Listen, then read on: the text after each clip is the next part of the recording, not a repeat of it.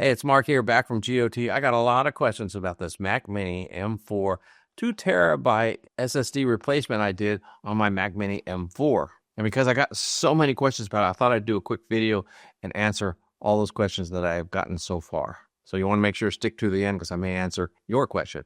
Let's get to it. So one of the first questions that I got a lot of is, does it really void your warranty to open up the Mac Mini M4 and replace the chip? Well, in reality, Apple won't just void your warranty if you open up the back of your Mac Mini. It is easy to do. Check out the video to go through the steps on how to do it. But once you open it up and change the chip, as long as it's working fine, you don't have any issues, whether you have a warranty or not, it doesn't matter.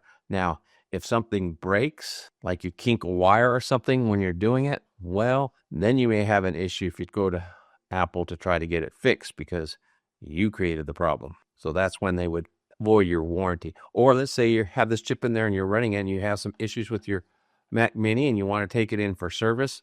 Well, my recommendation would be to put your original chip back in before you take it in for service. Because if they see that you have a 2 terabyte SSD in there and it doesn't match your receipt, they may start questioning you and they could very well void your warranty or not service your Mac Mini because it doesn't have the original parts that it came with. So I guess the quick rule of thumb, if there's any question, put the original parts back in it before you take it in for service.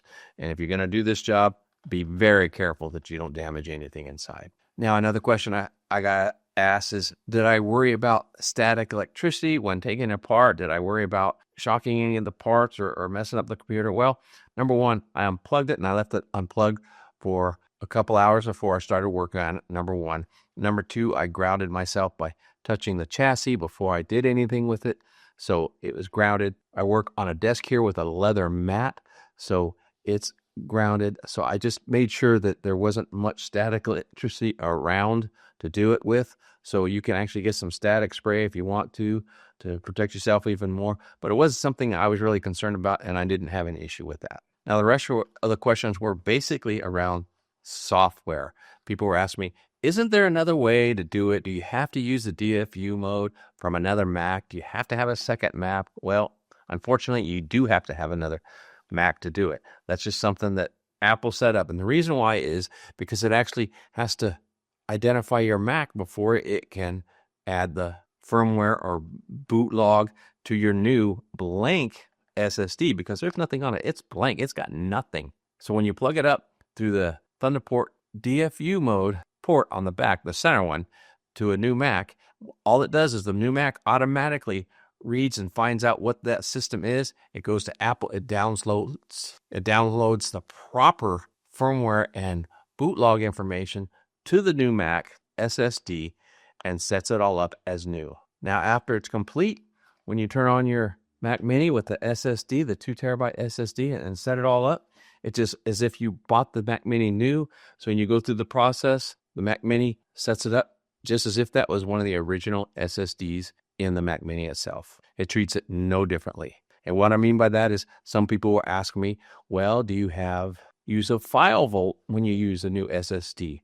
Yes, the FileVault is still there because you use DFU mode, everything's set up, and it's just automatic within the system that everything gets encrypted with that new storage chip. So there is nothing different from the original chip. Now, even to make it even further, a simpler and better process, I've told folks on my last video that you want to make sure that you back up your Mac Mini with Time Machine before you install the new SSD. And then I guess, do you have to back up with Time Machine? Well, the answer is yes.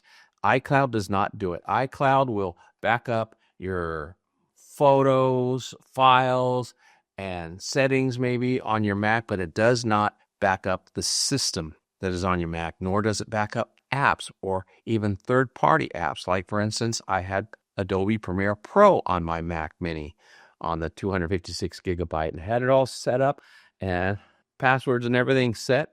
And once I did it and did the Time Machine backup and then restored the Mac Mini with the new chip, I just went ahead and told it to restore using the Time Machine backup. And then when I turned the machine on, everything was just as it was before I took out the 256 gigabyte chip. I had no problems opening up all my apps and logging into them, just as always. iCloud does not do that for you. It will not back up third-party apps.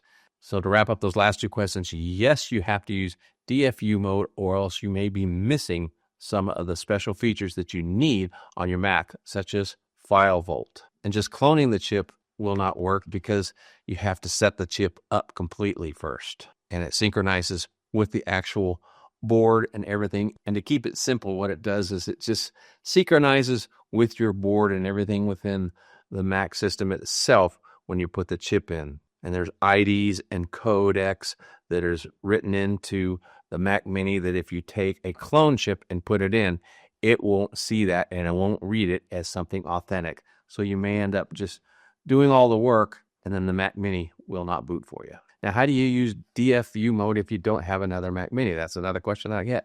Can you use it from an iPad? No, for the same reasons. And then as far as DFU mode, you can go to the App Store or the Apple Store, and see if the geniuses will do that for you, or at Best Buy, see if they'll do the DFU mode for you. At Apple, from different reports, is if you just go in and say, hey, I had to change out my SSD. Can you set me up with DFU mode because I don't have another Mac? Sometimes they just do it without asking questions because they don't need to open up your Mac to do that. So you would have to give them the information, say, I upgraded to a larger SSD. Just tell them that you had to change out your SSD, and a lot of them just run the DFU mode and say, okay, it's done, and they hand it back to you, and you go home and run your setup just like you did when you first got it. And for what I'm hearing is Apple doesn't charge those people for that. Now, I've also heard that they've been turned away from the Apple Genius Bar simply because they said too much, and they said, oh, you changed out the hardware, the parts, so it's no longer under warranty, and we don't cover that, and we don't do that. So it could be a hit and miss if you go to the Apple Store or Best Buy. Best Buy may charge you just to do it anyway. Now, another way to do it is to borrow a friend's MacBook or iMac and just connect up your Mac Mini to it and do it that way. That's what I did. Just borrow one and you don't have an issue. And it doesn't do anything to the other Mac. All it does is ask the Mac for data. And it downloads it and puts it there, and you're all set up. Now, I've also been asked the question, do all Macs have DFU mode installed or program installed? No, not all Macs do. And you have to do more research to make sure. But older Macs, as long as they have, I think it was a T2 chip or processing system in it or higher, or one of the newer ones, it should work. Or if you have a Apple silicone chip in it, all those work and have it built in. But in doing this, it doesn't make any changes to your friends or a borrowed Mac to run DFU mode on your Mac Mini. Now, another question was, will this M4 chip work on the Pro? No, it will not. This is for the M4 base model only. There are M4 Pro chips out there. They cost a little more, but you can do the same thing. So you can upgrade your Pro if you want to with this. Is there ones for Max and the Ultra? I have not seen that yet. So you might have to keep your eye out for those, but most people that get the Max or the Ultra go way up on their storage anyway. And then lastly, what's the alternative to doing this? Well, there are external drives out there. One that I like to use is the Orico external drive. I just did a new video on one of those, and it's a 2 terabyte version. It sits right under your Mac. It looks just like your Mac, same coloring, same design. One more question they asked, are all these chips the same? No, they are not, depending on the manufacturer. Like this one that I got it from expandmacmini.com.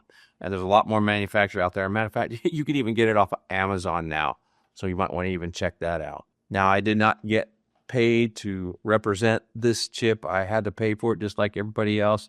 So my review is just my own honest review of installing and using this chip. And so far, even to date, it's still fast and works great. And another question I got was, am I concerned about it overheating because it's a larger 2 terabyte chip? I'm not concerned about it. I haven't really seen it, and I haven't even really heard about them overheating that much either. It's going to run a little hotter because it's a little faster, but I'm not seeing it. I've never even heard my fan come on my Mac Mini. So I have no concerns about it overheating. And what is the longevity of this chip is what people asked. I don't know. It's new. We're going to have to find out. But for me, paying over $500 less than upgrading to a 2 terabyte on my Mac Mini was definitely worth it. Now it's time to hear from you. Let me know what you've experienced. Have you used a chip similar to this? Have you used this very chip? Are you going to do it? Let me know down in the comments. Let's talk about it. If you have any more questions, if I missed any, please leave those down in the comment as well. If you want to know more about that external drive that I talked about, check out this video here. Until next time, God bless.